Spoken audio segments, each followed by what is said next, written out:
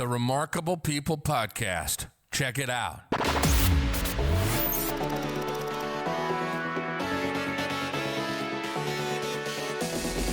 The Remarkable People Podcast.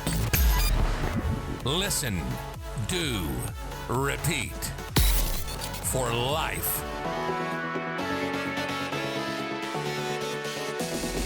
The Remarkable People Podcast. Hello, friend. Welcome to this week's episode of the Remarkable People Podcast. Today, our special guest is going to talk to us about hope. He's going to talk to us about being ill and recovering fully from it, going into remission and staying in remission. We're going to talk about his journey of how his life led up to this point where he had cancer of the lymphatic system, supposedly stage 4, and it was even in his kidneys, and yet he's living years later to talk to us about it. And he's going to talk to us about how we need to take action, not just talk. So this is a great episode with our remarkable guest, Steve Olsen.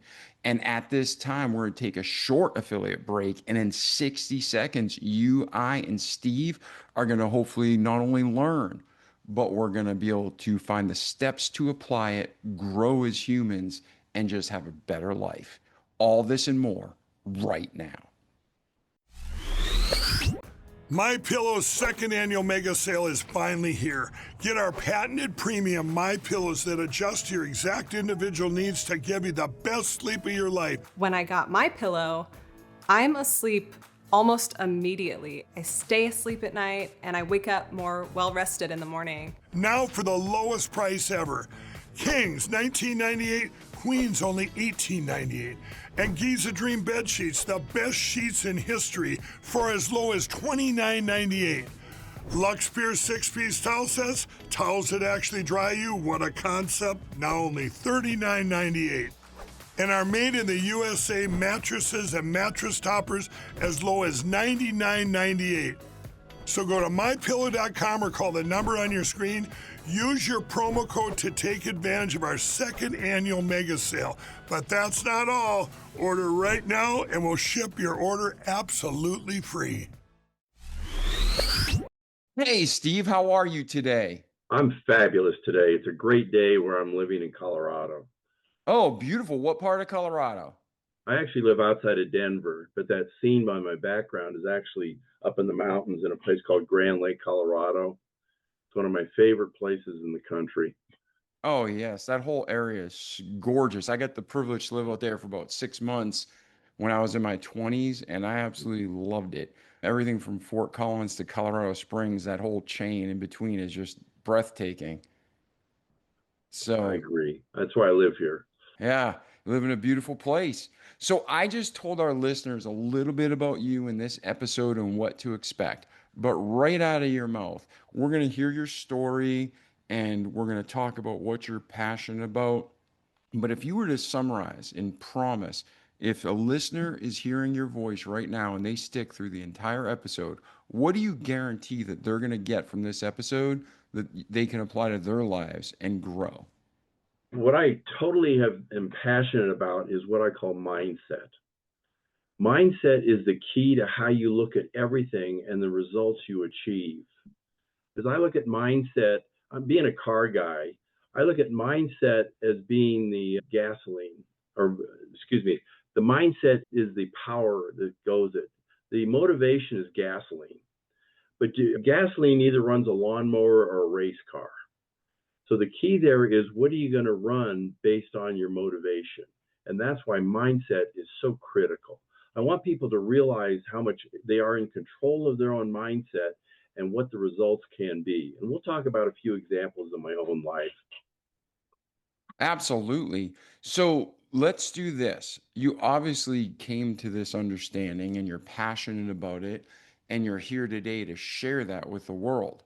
But talk about your life. This show goes through your life from birth to today, and it's not about the sensational, but we will talk about the good, the bad, the ugly, the pretty ugly, because everything that's happened to you, Steve, makes you the man you are. So what has happened to Steve in your life? What have you learned the hard way or the easy way that brought you here today that mindset is such a key? Oh, that's a great question. What I learned in my life, I had the privilege of growing up in Colorado, even though I was born in New Jersey, but I don't remember it.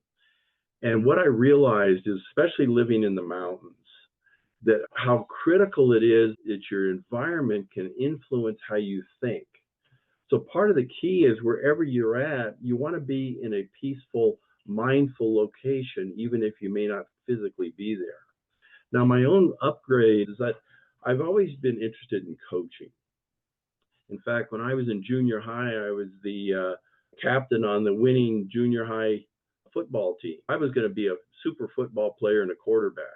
And then I broke my 2 front teeth. And unfortunately, my mom said, you aren't going to do this anymore. So that kind of changed things. So then I spent my summers up in the Grand Lake, Colorado, which is that background.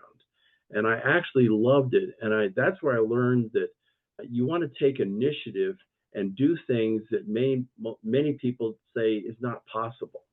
I started working when I was 14, and my first job was cutting a 2.5 acre lot with a 19-inch motor. That was a challenge. And then I also taught water skiing, which gave me my passion for coaching. And when I was in high school, I got involved in theater. Theater was interesting because it showed me how you can learn to be in different environments. And it was just great to be able to absorb that, because I realized that my father was a workaholic. And so a lot of the things I did, I ended up doing on my own. So then I ended up going to the University of Colorado, and I was there for 4 years, and I became involved in doing photojournalism. Boy, I really enjoyed that because I put myself through school doing photojournalism.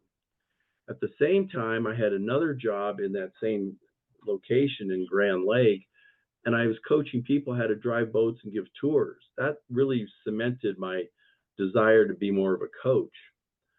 I ended up going to dental school at the University of Michigan, which is kind of interesting because that was one of my first examples with possible versus probable. Because what I found is that when I was trying to go to dental school, I was applying, and all they did is they gave me a list of 150 spots, and only 10% were going to be out-of-state people. That made me one of 15 they were going to pick. And that was one of the first thing I looked at, is that how critical it is to set your mind on certain goals. And I ended up going to the University of Michigan.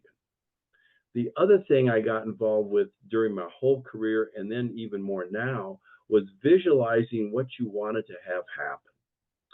So I get to Michigan, and I wanted to get a part-time job. Lo and behold, the head of the research institute grew up in Pueblo, Colorado. And he said, I don't care what you do, give this guy a job somewhere. So I was able to use my photographic skills at the research level. After I graduated from school, I ended up teaching there for a couple of years. And the other one that was fun is that I traveled in Europe in 1972 for 3 months. That's where I met my wife that I'm still married to. Boy, was that fun going through Europe that way. And so that's kind of shaped my other thing, that I look at life as you need to look at all the possibilities, but the key is you also want to understand, and I've always used this through my life, is that I'm a firm believer in whatever challenge you're facing, the solution is right in front of you. The key is to see it. And so that really opens up your opportunities. And that really became important when I ended up having cancer a couple years ago. So I used that mindset to help me get through cancer. And talk about that. People get cancer of all types and all sorts and all severities, or tumors or critical illnesses. And a lot of times, honestly, they just mentally accept death. They accept illness. Big time. Yeah. And the doctors, that's what they push. They push a medical system, not a health system, not a... Oh, 100%. They're called medical doctors. They aren't health doctors. Yeah, and it used to be a medical practice. They recognized that they were practicing. Now it's a profession. Yeah. And there's a huge problem with that when you really think about it from the fundamental core. Yeah. And I'm coming at this, for my listeners who know or don't know, I was sick my whole, mostly childhood and teen years. I had a tumor, grew back, took it out, grew back, took it out, grew back, had radiation. And then in my 30s, I had a whole other critical illness. It started with a bad dental work and, just 6 years of just nightmare. But at the end of the day, God healed me and he gave me wisdom and friends and people and things that I learned, but very little was actually out of the medical field. Yeah. And the mindset, that belief, that trust, that hope is what I know God kept me alive. So Yeah. for you, talk about that. How did you find out you had cancer and where did your life go from there? And how did that mindset play into it? Okay. What happened was is I've been actually since about 2010, I've actually coached people on what I call optimal performance. And the idea there is that you want to structure your mindset and how you do to optimize your performance. When I was diagnosed with cancer, what I chose to do is boost my immune system by the way things I believed and the things I did. Now, the first challenge with cancer is most people, they're diagnosed with cancer and either they ask or the doctor tells them, you have 6 months to live, you have 3 years to live, whatever. But the reality is cancer is more like baseball. The way they describe the time, it's like a football game. Are you in the second quarter, the first quarter, the 2-minute warning? But in reality, cancer is more like baseball. As long as you're still at bat in the 9th inning, you can win. So the mindset you want to establish is possible, not probable.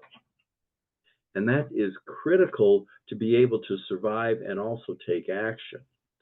And I also applied some principles that I used in optimal performance to boost my immune system. And one of the first things that's critical is learning to be calm. Because when your body is stressed, you can't really heal well. And calm is partly setting your mind, but also how you envision the future. And I'm a great believer in how you define what you do really results in the outcome. No, keep going. I agree Okay. 100%. I know both times, like I said, when I was ill, it was for years, not days or months. It was years at a time. And I had the peace that I knew that no matter what happened, God loved me. He's not Yes. vindictive. All the pain and evil comes from Satan. So God was allowing this to happen for a reason so I could get through it with peace. And then when I was older, the same thing. I had a paradigm shift one day where I was suffering and the doctors, multiple doctors told me to make out my will. Doctors told me to make out my will. Yeah. And one day I saw a boy in a wheelchair who was in his 30s. The parents were in their 60s. That guy never lived a day out of his wheelchair. And when I mentally just accepted, you know what? I've had a good life. I've had ups, I've had downs, but I've got children and I've got to do things. And that guy's never been out of a wheelchair. Who am I to complain? And when I had that acceptance and that paradigm shift, I got better. I got better from Yeah. that point. So you're right. That mindset's so crucial. Oh, yes. And that's mindset. You look at mindset, and there's really two basic things people do. One of them is a fixed mindset, and another one is a growth mindset. And the possible versus probable becomes important in that arena. In fact, one of the things I greatly believe in is how you define what you do determines what you can take action on. I'm a big fan of history. And one of the things I remember hearing about was from the late 30s. DuPont Chemical invented a plastic that you could heat seal. You could take it from the freezer and drop it in boiling water and the seal wouldn't break. So they took it to American Can Company and the executives there looked at it and said, "My, that's interested, but we're in the business of making cans. We have no use for plastic." They took it down the street to Continental Can Company. The guys looked at that and said, "Wow, we're in the business of packaging. We have a use for that." They changed their name to Continental Container Corporation. Another example is right after World War II, the railroads in this country were cash rich. They had so much money they didn't know what to do with it. They looked at the fledgling passenger airline business and said, "Not interested. You can't make a train fly." They failed to realize they were in the transportation business. A more modern example is who knew 20 years ago that the least likely thing you do on your phone is talk. So with those as background, whenever you're faced with a situation, and a challenge, how do you define success? And how do you define your options? That's where it became critical with cancer and like your own health challenge. Your mindset as to how you look at things is critical. Now, there's another interesting example that I like is a guy by the name of Bernie Siegel was a cancer surgeon in New Haven, Connecticut. And he talked about the importance of the mindset the patient has. And he used a couple examples. If you've ever had the experience of being in a teaching hospital and they gather around you and they act like you're not there as a patient, they use this lingo and terms. They were doing this with this woman that had a very minor heart arrhythmia called atricular stenosis. And they did their discussion and leave the room. She interprets that to mean she has a terminal situation and she dies that night. Conversely, another gentleman had a very serious heart arrhythmia. And the cardiologist was trying to describe to him how dangerous it was. And he said, it's like a galloping horse, gallop, gallop, gallop. He interprets that to mean that his heart's as healthy as a horse and he gets better and leaves the hospital. So like with your example, whenever you're presented with, especially with somebody of authority tells you something, you really have to say, is this really the truth? And is it possible to be other outcomes? And that's what I talk to people all the time about how passionate it is to understand that. Now, there are benefits to the medical system in that it helps you buy you time to find the real solution. And that can be critical at times with your total outcome. Oh yeah, agreed. If I didn't have those surgeries, I would have died. And that was, I guess God could have healed it completely and had a miracle, but based on science, based on what we know about medicine and the human body, that unless I had a true miracle, that at that point it wouldn't have reversed itself. So I needed the surgeries and thankfully I got through it. But then again, the surgeries didn't heal me. Neither did the radiation. It was changing my diet. So maybe I didn't need it, but it did buy me the time to figure it out. Yes. The example I love is this guy's his flood is coming through and he's sitting on his porch. Yep. And the fire department comes along and says, you need to get out of here. And the guy says, the Lord will provide. And so he's sitting there a while longer and the water's rising. And so this rescue boat comes along. Sir, you have to come with us. He says, the Lord will provide. The water goes way high. He's up on his roof and a helicopter comes by. And he says, the Lord will provide. I don't need the helicopter ride. So he drowns and he gets in front of St. Peter and he says, why did you let me die? And St. Peter says, I sent a fire truck, a boat, and a helicopter. Why didn't you take advantage of any of those things I sent? Yeah, I've heard that before and it's very true. Yeah. You got to look at that as saying, when the opportunity comes along, you need to recognize it as the right kind of help. Exactly. And when I say it's very true, the message is true, not the illustration. Obviously, that didn't happen. Yeah. But all right. So now you are told that you have cancer. And what did the medical industry diagnose you as? And what hope or lack of hope did they give you? I was diagnosed with stage 4 lymphoma and stage 1 kidney cancer. At the same time, I had kidney failure. So I went on dialysis. And of course, a lot of people on dialysis never get off dialysis. They're on there terminally. And I said, no, I don't want that to happen. So there's a few things I did with some other help from some more alternative type medicine to help me boost my issue. I'm no longer on dialysis. I'm in remission on both of them, which is what I help people with. How do you stay in remission?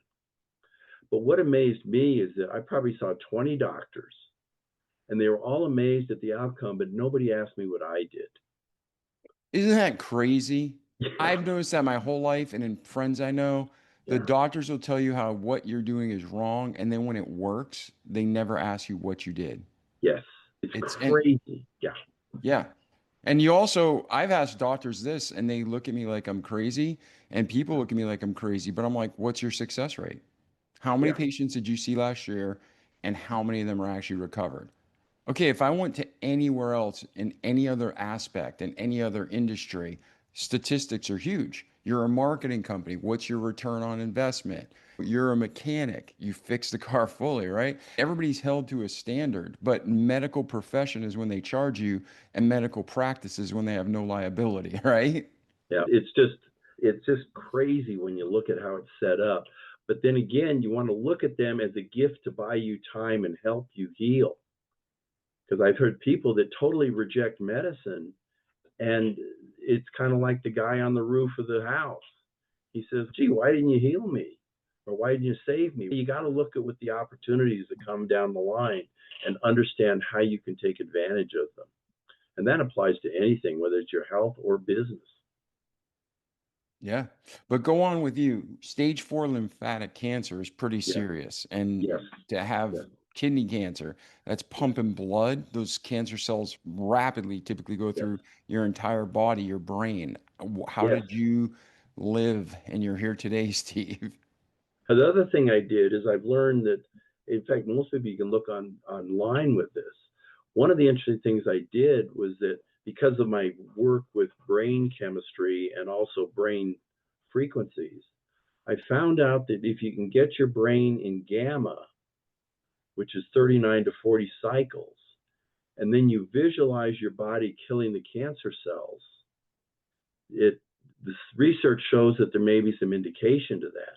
And so I did that. Now, whether that's the critical factor, I can't tell you, because there's so many things you do, like you did with yourself.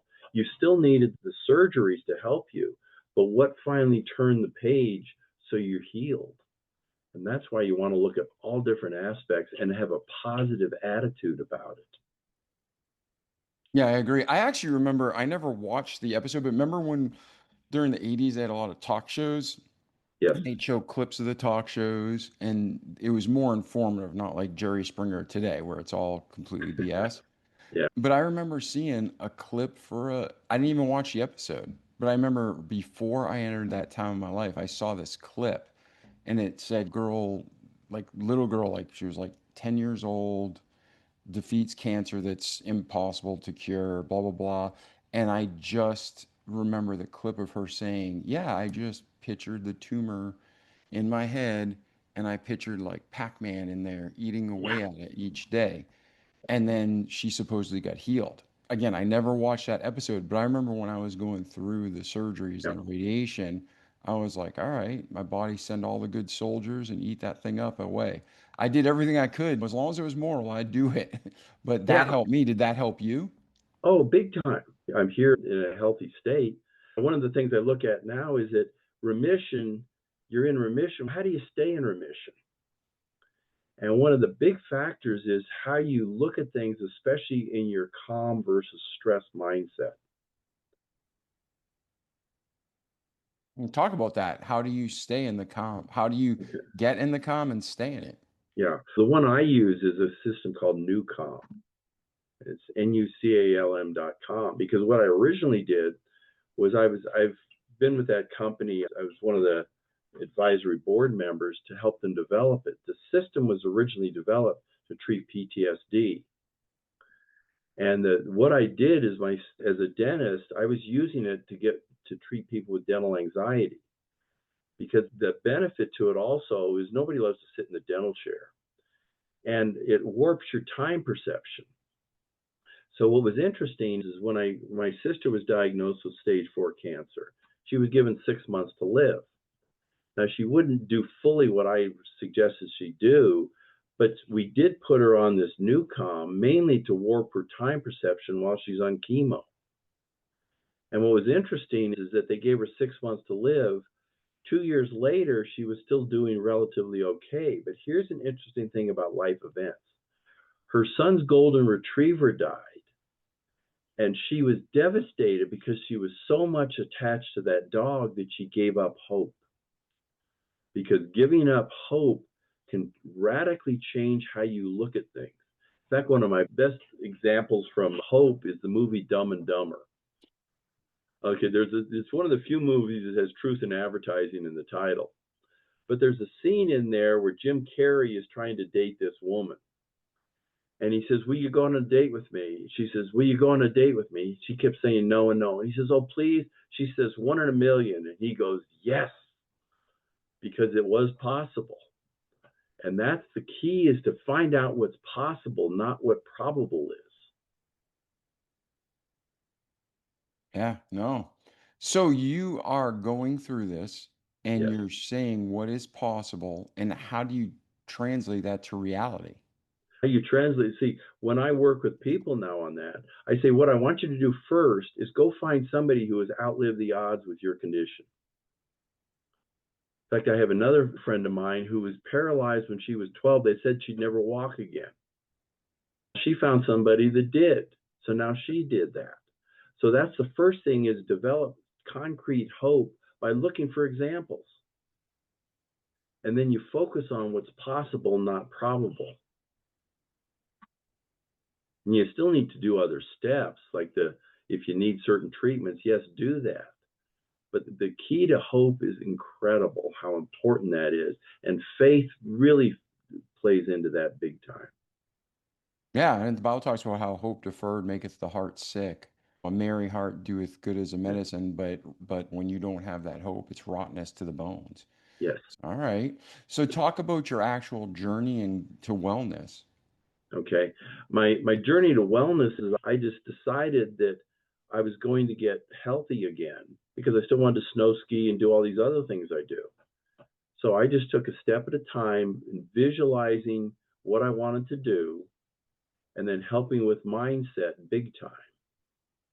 And that's basically got me through. Of course, I did some of the things they recommended, because it was the logical thing to do. See, one of the keys with getting your system working well is your immune system is not a cause and effect. It's like a rain barrel you fill up.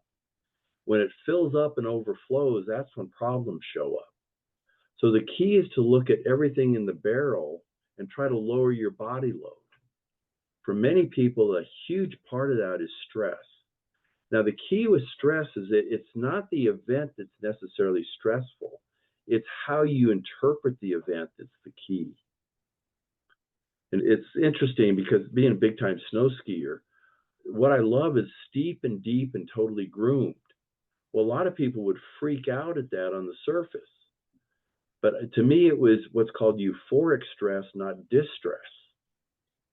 And so a lot of it is, yes, the event you're in is important, but the perception you have of the events really determines whether it's a distress or a euphoric stress. And talk about that. We want to be practical on this show, and we know every circumstance is different. But 1, 2, 3, some steps. Somebody's listening to you now, and they're like, I'm in a terrible situation, whether it's physical, financial. They're in a bad situation. Their mindset is just bad. Yes. How do they reset? Step 1, 2, 3. The keys to read. Now, part of it is because PTSD, I've studied a lot of PTSD because I got involved with that, is that with PTSD, it's a dynamic that you generally need some form of outside help to break through. And there's a lot of good methods. So one of the things to do is you look at, how can I help be this, or how can I help myself? But the other part of that is, when you're faced with an event, part of it is, this too shall pass. And then you look at what is good in the event, and what gratitude can you generate with what is going on with what you're experiencing. And that can be a first step, because again, you want to develop hope. Whatever it takes to develop hope is critical, or vision. It's like in the Bible somewhere, it says, without vision, the people perish. I think it's Proverbs 29:17. Yeah. Okay. Yeah. So that's why that's critical, to develop that vision and hope for whatever you're experiencing. And then the third step is look for help, people that can help you. Because the tendency is people want to do it all by themselves. And that doesn't necessarily work. We're a community. Now, when people are given, hey, your back's been hurting and you got kidney cancer and you got probably 3 months to live, that's a hard way to just be like, I'm positive. So how do you practically help your clients, the people you coach, find that hope? what I find is the key to that is getting your system to be peaceful and calm first. Now, what I find it's the classic thing of prayer and meditation. What my experience is that unless somebody's a good prayer person or a meditator before they get sick, they almost can't do it on their own. They just can't learn it.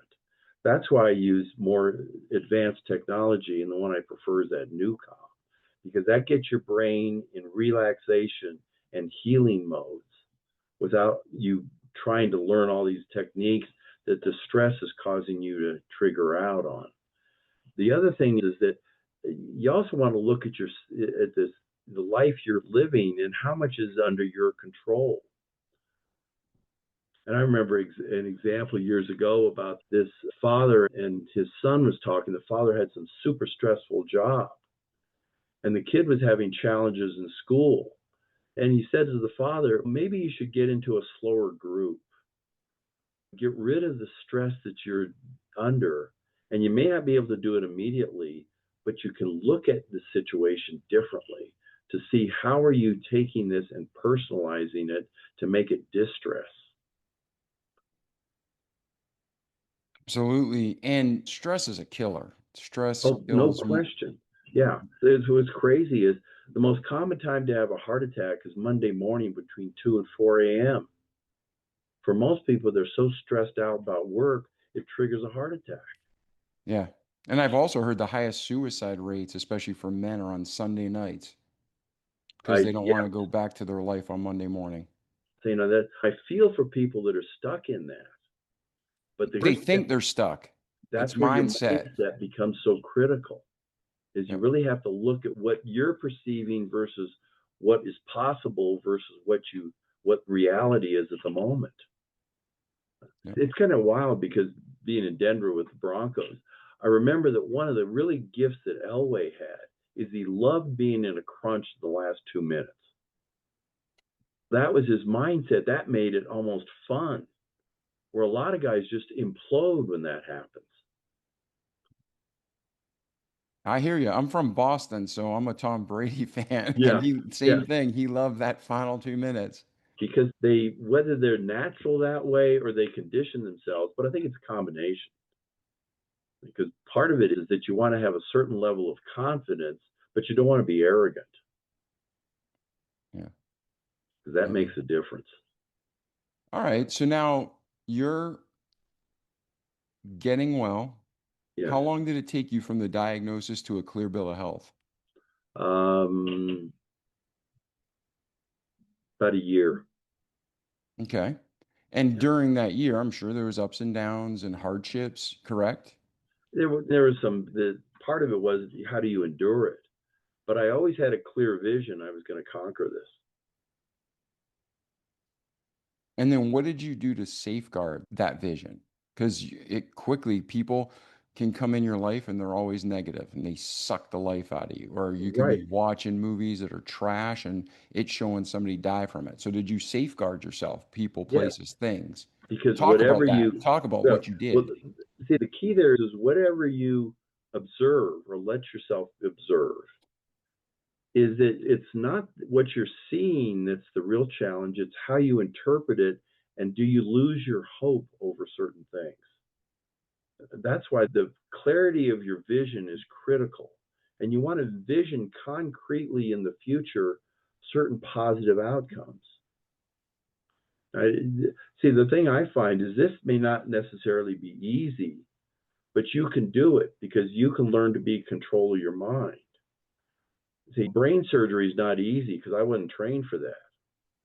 But training your mind to be positive and open is a series that there's certain help, but that's critical, is to develop the right mindset. That's why I'm such a big fan of that. Yeah, the Bible Jesus talks about bringing your thoughts captive to control your thoughts. Yes. So real practical, what are some things you do to control your thoughts? Because some things are easier said than done, right? People whose mind race all the time, and there's people who are like a cricket. But for either one, how do you control your thoughts? That's why whatever happens to me, I look at what is going on, what am I in control of, and what am I not in control of. And so the things to focus in on is what you can control. And it's actually a lot more than you think. Because situations where you think you have no control, you're not looking at the whole situation. It's kind of Viktor Frankl during World War II. He wrote the book Man's Search for Meaning. And he realized when the Nazis were doing these horrible things to him, they could control his environment, but they could not control his response to it. And what he did is envision getting out of the prison and writing about it after World War II. That's where you get into, without vision, you perish. So it's just a matter of disciplining. I'm a big advocate of learning to be calm and relaxed. In fact, I look at when I actually coach athletes and race car drivers, how to be calm. Because part of the key there is whatever happens to you, learn to respond, not react. And that's a step that takes some practice, but you can practice on everything. One of the simple things is you're driving down the highway and road rage has become really a problem, and somebody cuts you off. The tendency is to go ballistic over some guy cutting you off. Another way to look at that is there are people that their job is cutter offers on the freeway. So he's just doing his job. But you got to learn to respond, not react. That's really critical when I'm coaching race car drivers. It's fun doing that. Because I say, whatever happens, respond, don't react. And that's something you want to practice every day of your life. Whatever happens, respond. Now, there are situations where you have to be in what's called monkey brain or amygdala dominated in your brain. Like your child runs out in front of the car, you don't want to sit there and think about it. You want to go grab them fast. You have to respond quickly. And then once the event's passed, you can go back. That's common in the animal kingdom. As humans, we tend to keep mentally rehearsing the what ifs and the horrible things that could have happened. But that's not easily, it's like, especially when you work with people like military with PTSD, that's really a challenge to deal with that. Yeah, to get out of that fight or flight and the trauma that they got burned into their brain. Yes. So if we were to kind of talk about, let's really focus in on two core issues. Okay. Hope. To me, there's hope in the Lord. And Yeah. that. And I've always had that. That's why I got through everything in life, because of God. Yeah. Yes. And we have people who are believers. We have people who aren't believers that listen to our podcast. But where I put my focus on the Lord, and it's a true foundation, it's firm rock, Yeah. right? Yes. When you're teaching people this, not everybody believes in the Lord right now, sadly. So for the people who do or don't believe in the Lord, let's first hope. You're working with me. I'm sad. I'm like scared. The doctors told me all these lies. Where would you start with me on hope? You start with hope by again, if it's, let's say it's back to cancer. Now I can tell them about people, but what I want them to do is actively look for people that have outlived the odds of what they're facing. Because it's important that they get their own hope stories. And so that's why they need to actively go, because I can tell them about it. I had another person who was 10% chance of surviving brain cancer and even learning to be able to walk again. Well, she decided she wasn't going to give up. And so now she's walking. She has some issues, of course, but she's alive and walking. And then part of that is that you want to look at what people say to you. I had another person I ran into that had survived I think it was prostate cancer for 7 years. So he goes to a well-respected clinic, and the first thing the doctor says is, I don't know how you've survived so long. The guy dies in 3 months because he took away the guy's hope. Yep. So the hope is what you generate yourself. Like you're talking about the Bible and that type of thing. You ever had the experience that a football game's going on, but you really don't watch it till the end? So you're watching the replay and you already know the outcome. When you watch the game from that point, it's exciting to watch, but you're not as stressed out because you already know the outcome. So that's one way to look at as far as your faith in Christ. You already know the outcome. Yep. So don't sweat it, but easier said than done. Yeah. All right. So now we got that hope. and talk about the vision, the Yes. looking forward, and then to visualize that future, right? That vision. Yes. Yes. So you said learn to respond, not react. Satan's Yes. going to try to take us down. Somebody intentionally or unintentionally may be super negative, like that doctor, and that man died in 3 months. So, what are your steps to hear and change your paradigm, your thinking, to respond correctly? To it really is just data. It's just information. It could be good, it could be bad, but it's just Yeah. data. How do you recommend your clients respond to data? That's why you want to practice ahead of time. And one of the nice things is when you're on the freeway, don't get in an aggressive argument with the guy that cut you off. Practice responding to the situation, not reacting.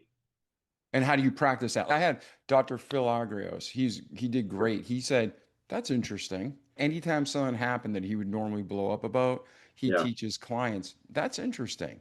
And it would Yes. almost disarm it and he'd think through it.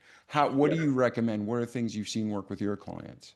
What I recommend people do is, first of all, you're familiar with Pavlov's dog experiment Yeah. years ago? Okay. You can explain it quickly, or I can quickly just to our listeners. We have listeners all around the world, all ages. They may Okay. not be familiar. So basically, what happened was Pavlov did experiments and he had a dog, and you can go ahead and explain it. But he basically combined the feeding with, was it a bell? Jing jing? Yeah, Was it bring a in a little? bell, and then the dog would salivate. Yep. So then what he did is he could just ring the bell without the meat around, and the dog would salivate. Yep. So Conditioned one of the response. things I recommend people do is couple relaxation with breathing. And the simple way is to simply block breathe, which you breathe in, you hold it, you exhale. You breathe in, hold it, and exhale. But you want to practice that when you're actually either calm already. I use it big time when I do the NuCalm, because that sets your brain in relaxation. And so then you've coupled the breathing with relaxing. Now, that's nothing new. That's a common thing they say. So that's why the first thing you want to do is practice it ahead of time. And then when you're in a stressful situation, breathe. Because a lot of people, when they're stressed out, they just hold their breath.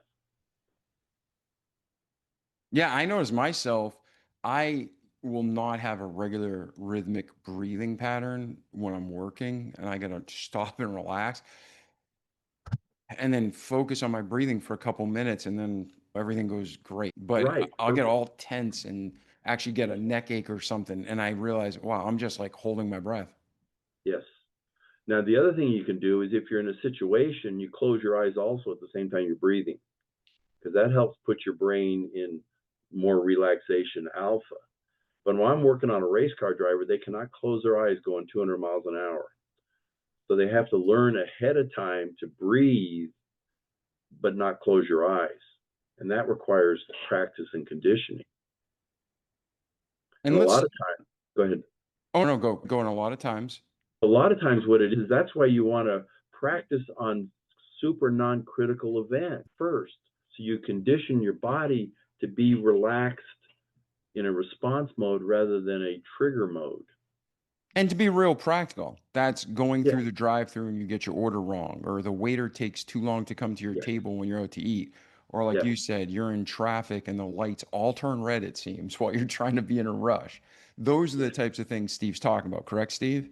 Yes. You want to practice when it's super not critical, because when the critical times come, you want to be able to reset your mind to appropriately respond.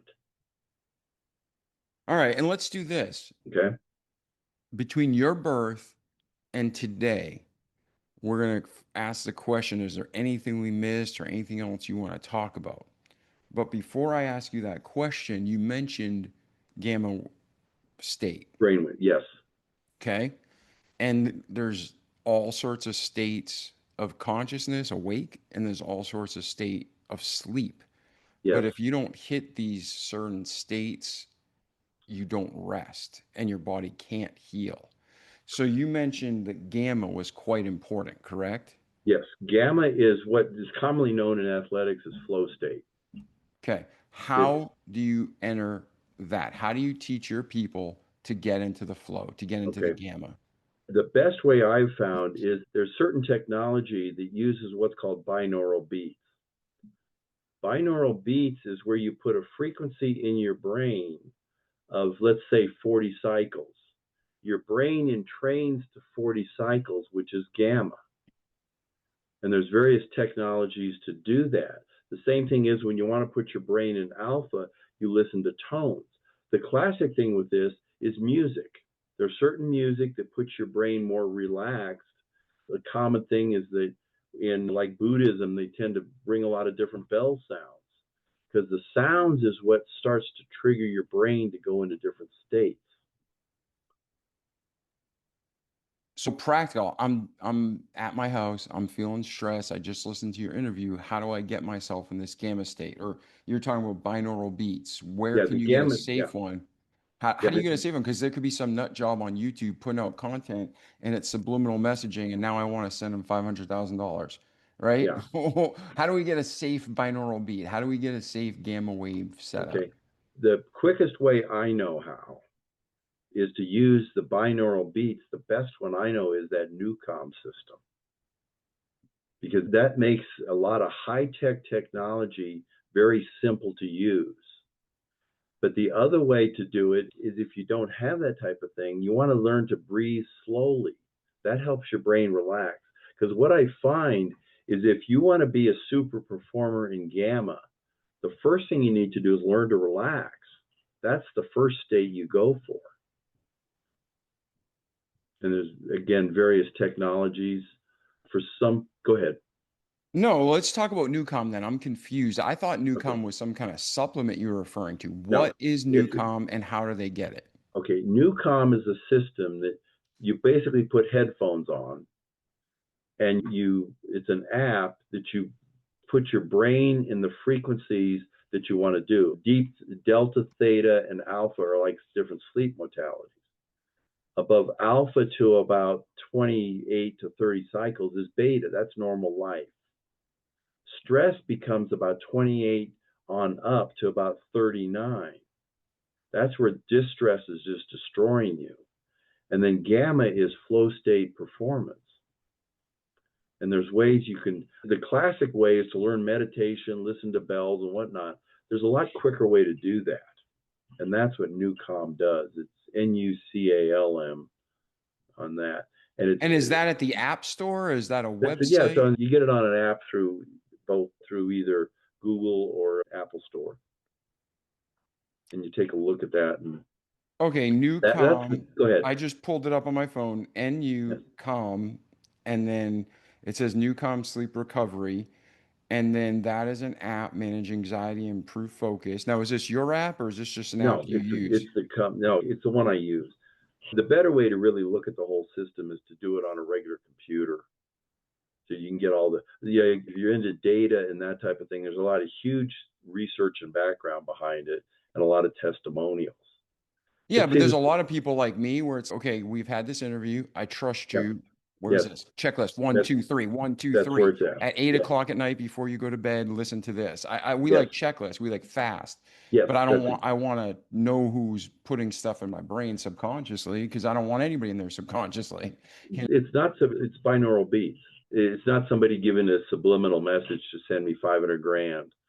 Yeah. Even though that's been some interesting technology. But it's just that you can learn it on your own. See, I'm a great believer in using what I call performance aids.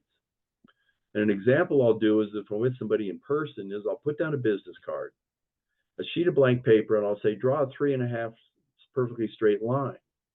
Most people sit there and struggle to draw a 3.5-inch line. I've only had 2 people do it right, and they were professionally trained artists. After they struggle, I take the business card, put it down on the sheet of paper, scribe the pen next to it, and it's a perfectly straight 3.5-inch line. That's because the business card is a performance aid. So that's where whatever you do, you first want to look at, do I struggle or do I learn performance aids? One of the classic performance aids was doing visualization baskets, and they found out that the people that just visualized what they were doing actually performed better later. So that's where your mind is so powerful to be able to make things happen. But the key is to find the aids to help you. Absolutely. And so is there anything we missed in your story up through today before we transition, Stephen, to where you are today and where you're headed next, and how Um, people can connect with you and find these aids? I don't think that's a pretty good overall statement. You can always talk forever, but I think that's good enough for now. Yeah. All right, then where's Steve today? Where are you headed next? How can our listeners reach out to you Okay. and get a hold of you to find out about these aids and how not AIDS, Okay. not Yeah. HIV, but performance aids, and they can grow and be better humans? Yes. I have a website. I assume you'll post a website on the talk. Yep, we'll put a link in all the show notes, but it's still Yeah. good. You can repeat Yeah. it. Yeah. The site that I use is OptimalPerformance.cc, not .com. That's a good source to see. I've got a guide there you can download that's the 4Bs that talks about how you start this process and what I do. Yeah. But there's many sources. I would just like to make it easy for people to accomplish their goals. Yeah, absolutely. So they can go to that website. We'll put a link, ladies and gentlemen, in the show notes. Yes. And then, Steve, it's been great speaking with you today. I learned a lot. If someone did want to reach you, what's the best way for them to reach you? Is it through your website? Is it through social media? Probably the website. Yeah. Okay. And then just go to the website. There's a contact us page. They can reach out to you Yes. there. Correct. And then I guess any other final thoughts or suggestions or tips, or maybe something we didn't even talk about that you want to leave with our listeners before we close up this episode? What I inspire people to do is help them. Like I said, mindset is super powerful. And your mind with certain aids and certain outlooks, it really determines your whole life, because it's the can versus the can'ts.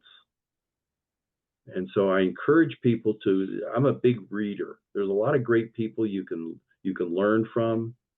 I like Jack Canfield. He's a great source. Chicken Soup for the Soul is probably best known work, but he Yeah. has a lot. Yeah, he has a lot of things. Another one I like is a gentleman by the name of Arthur Brooks. He's actually a happiness, he teaches happiness at Harvard Business School. Very profound, good writer. That's one of the other sources. But there's many, part of the step is take action, learn to take action, start. Yeah. If you never take that first step of the journey, you'll never get to the destination. Correct. So it's See, and huge. one of the fascinating things, I heard a story years ago that these two Mideast monarchs are talking about how they execute people. And the first guy says, I just simply hang them. And he says to his friend, he says, the second one, what do you do? He says, I give them a choice. They can either be hung or they can go through the black door. And the guy says, what do most people choose? He says, most people chose to be hung. What was behind the black door? Freedom. Most people are so scared of the unknown, they take the known at all costs. So the key there is become comfortable opening black doors, because you never know what's really behind them. Yeah. If you don't take that first step as a Christian, I want to take the first step in faith and by God's guidance and direction, not blindness, not being stupid. But I know what you're saying. Yeah. If you're too afraid to take a step, you're never going to go anywhere. Yes. One of them I like is just read the Bible with the red highlighted words in it. Start there. Mm-hmm. Yep. Most people are into Cliff Notes and quick. That's a good Cliff Note version of everything. I agree. I agree. Another good one is all the Bible's good. But if you just read a Proverbs a day, you're getting hit by 10 different thoughts in different areas of life. That'll Yes. help you too. But the whole Bible's perfect and good. Yeah. So, all right, Steve, listen, it's been My great pleasure. having you here today. I enjoyed having you on the show. Ladies and gentlemen, like our slogan says, listen, do, repeat for life. Don't just listen to what Steve said, but do what you need to do each day. Repeat those good behaviors so you get habits that are positive, so you can have a great life in this world, but more importantly, in eternity to come. So, Steve, before we wrap up this episode, any other thoughts or anything we missed? Take action. All right. On that note, ladies and gentlemen, we're going to wrap up this episode. So start your journey, take action, check out the show notes, visit Steve's website, reach out to him or I if we can help you in any way. We love you. Share this with your friends and family, and we'll see you in the next episode. Ciao. Thanks, David. Ladies and gentlemen, I sincerely hope this show has inspired you. The whole purpose of the Remarkable People podcast is to inspire you, to motivate you into action, to help you have an even better life, to overcome things you've not yet been able to overcome, or to grow to the next level that you never thought possible. And all of this, not just to benefit you in this world, but to have you come to a relationship with God where it grows every day stronger, and not just this world is blessed, but your eternity is blessed. And we sincerely want to do just that and to glorify God. And we hope with this episode, we accomplish that. If we did, please let me know. It's great to be encouraged and to spread the word to our remarkable guests that it helped in your life. If we didn't, let me know. Write me an email. You can go to davidpasqualone.com, go to our contact us page, and let me know what you think. I got tough skin. Let it rip. Anything you can think of to make this a better podcast, to help you grow and to glorify God, I'm in. So that's it. Thank you for listening to the podcast. Thank you for sending us feedback. If we can help you in any way, let us know. And if you can spread the word about the Remarkable People podcast, share the episode to your friends, your family on social media, it would be a huge honor and blessing. Again, I'm not trying to be the most famous podcast in the world for my benefit. I truly want a podcast that's the best podcast in the world to help as many people as we can to have a better life, come to know Christ, to grow in the Lord, and to have that salvation so they can be with God in peace and joy in eternity. And right now we're together on this earth, so let's do everything we can to work together and help each other grow. Like the Bible says, love the Lord thy God is the first commandment, and the next commandment is to love thy neighbor as thyself. So let's do it together. I'm David Pasqualone. I love you, not as much as God loves you, but if I can help you in any way, just ask. And again, please share this with your friends and family so we can help them too. Ciao. See you in the next episode. The Remarkable People Podcast. Check it out.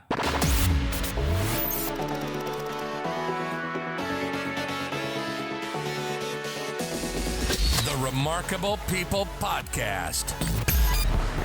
Listen, do, repeat. For life.